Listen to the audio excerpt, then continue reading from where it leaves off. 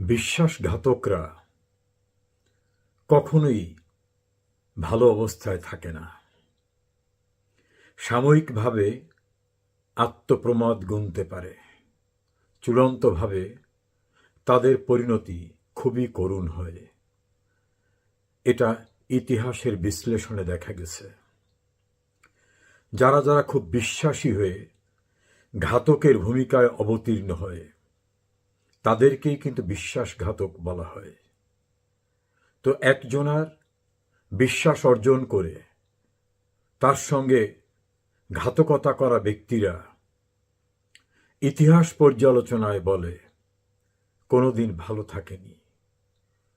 তবে এই বিশ্বাসঘাতকতার কারণে যে ক্ষতিটি হয়ে যায়, সে ক্ষতি অনেক সময় আর পূরণ করা যায় না। যাদের পক্ষ অবলম্বন করে বিশ্বাসীরা ঘাতকের ভূমিকা অবতীর্ণ হয়, তারাও কিন্তু তাকে আর বিশ্বাস করে না। তারা মনে করে তুমি যার বিশ্বাসী ছিলা, তার সঙ্গেই তুমি এই অবিশ্বাসীর কাজটা করেছ। তুমি আমার সঙ্গেও তো নিশ্চয়ই একই কাজ করতে পারো।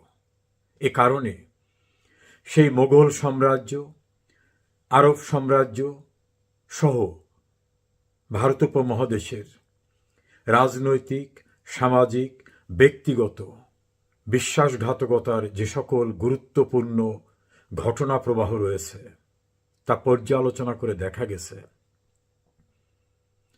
বিশ্বাসঘাতকরা কখনো ভালো থাকেনি। সেটা রাজনীতিতে, ব্যক্তিগত, সামাজিক জীবনে, যে যেখানেই থাকুক না কেন।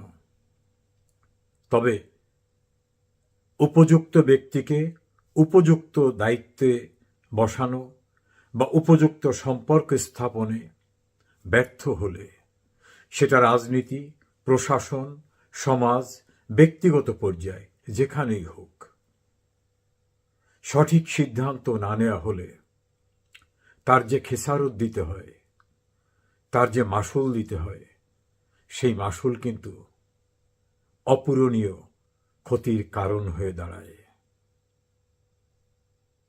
অবিশ্বস্তরা কখনোই ভালো থাকে না, কিন্তু যে ক্ষতি করে যায়, সে ক্ষতি অপূরণীয় হয়। এটাই তো বাস্তবতা। আপনাদের অভিজ্ঞতা কি বলে?